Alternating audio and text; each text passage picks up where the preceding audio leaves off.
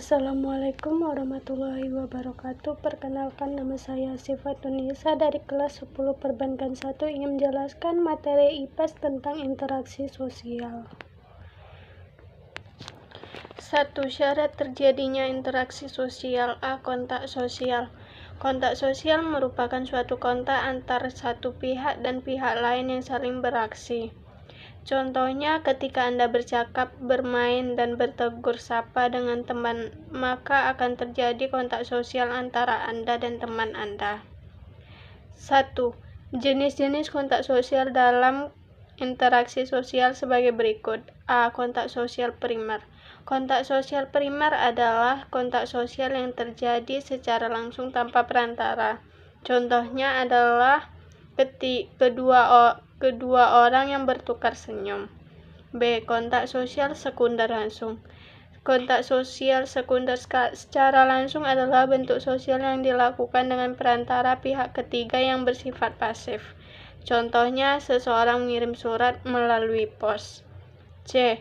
Kontak sosial sekunder tidak langsung. Kontak sosial sekunder tidak langsung adalah kontak yang dilakukan dengan perantara pihak ketiga yang bersifat aktif. Contohnya, kepala sekolah menyampaikan pesan untuk peserta didik melalui guru. 2. Bentuk kontak sosial antara lain sebagai berikut.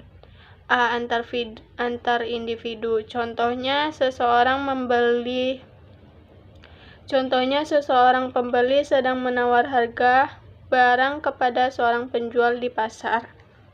B. Antara individu dengan suatu kelompok. Contohnya, seorang guru yang mengajar pada siswa di kelas. C. Antar kelompok. Contohnya, dua tim sepak bola melakukan pertandingan persahabatan di Stadion Gelora Bung Karno. B. Komunikasi.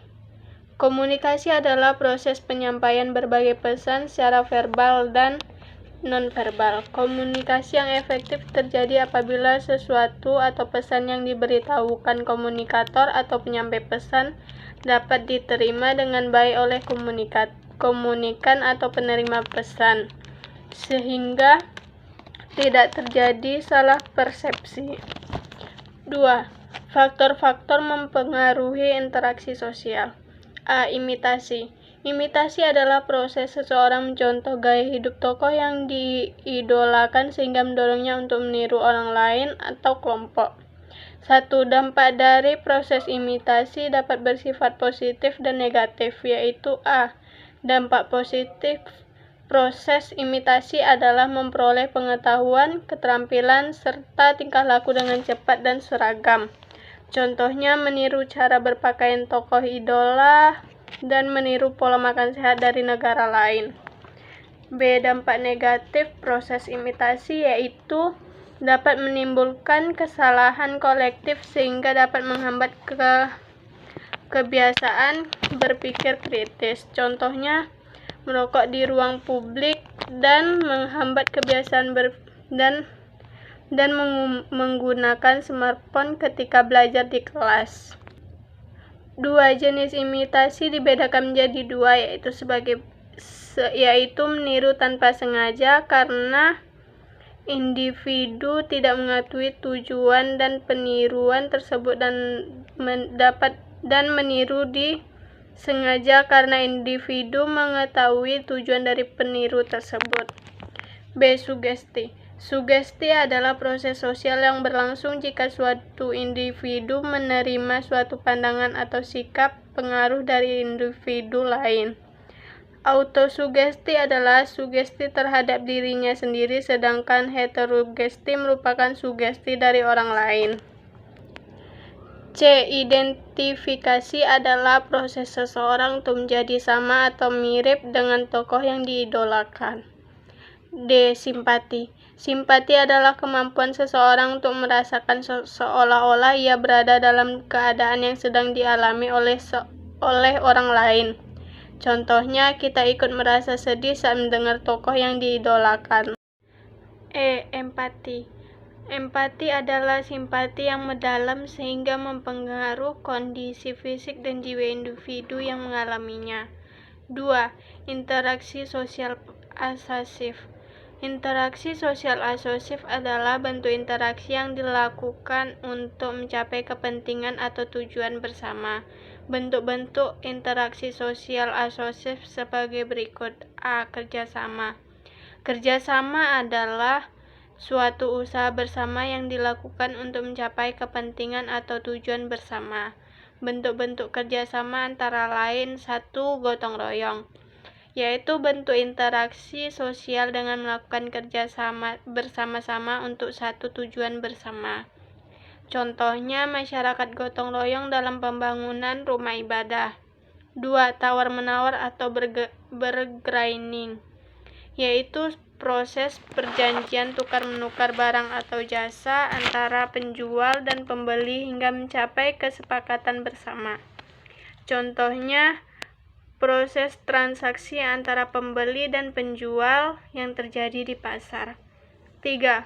Kooptasi atau kooptation, yaitu suatu proses penerimaan unsur baru dalam suatu organisasi yang dilakukan untuk menghindari terjadinya konflik yang dapat merusak organisasi. Contohnya pemberlakuan kebijakan untuk relokasi pedagang kaki lima ke tempat baru yang telah disediakan pedagang kaki lima ke tempat baru yang telah disediakan. 4. Kolisi atau collision, yaitu perpaduan antara dua organisasi atau lebih yang mempunyai tujuan yang sama.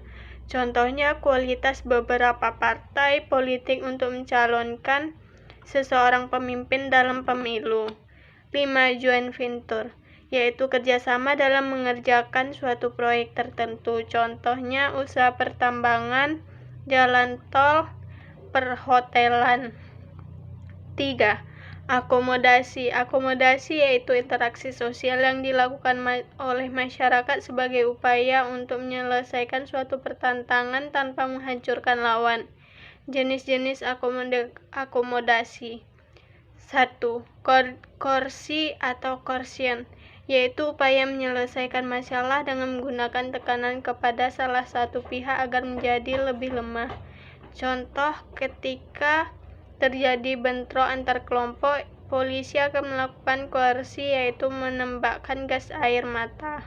2. Kompromi atau kompromis, yaitu suatu perundingan damai antara pihak yang sedang bertikai agar saling mengurangi tuntutan. Contohnya gencatan senjata yang dilakukan oleh negara-negara yang berperang. 3. Arbitrase atau arbitration, yaitu upaya penyelesaian sengketa dengan menggunakan pihak ketiga yang dipilih oleh kedua belah pihak.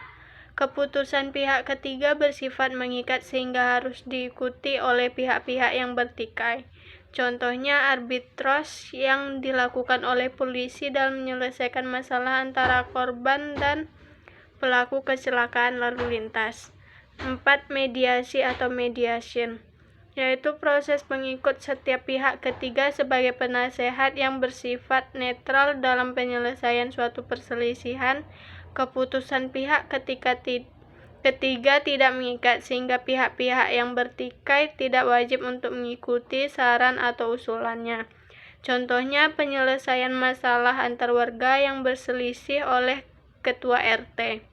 Yang kelima, konsilasi atau conciliation, yaitu suatu usaha yang mempertemukan pihak yang berisi melalui lembaga sosial. Contoh penyelesaian masalah antara karyawan dan perusahaan yang dilakukan oleh Dinas Ketenagakerjaan. Yang keenam, toleransi, yaitu suatu sikap menghargai perbedaan dalam masyarakat. Contoh umat agama A yang menjaga umat agama B tetap aman ketika beribadah.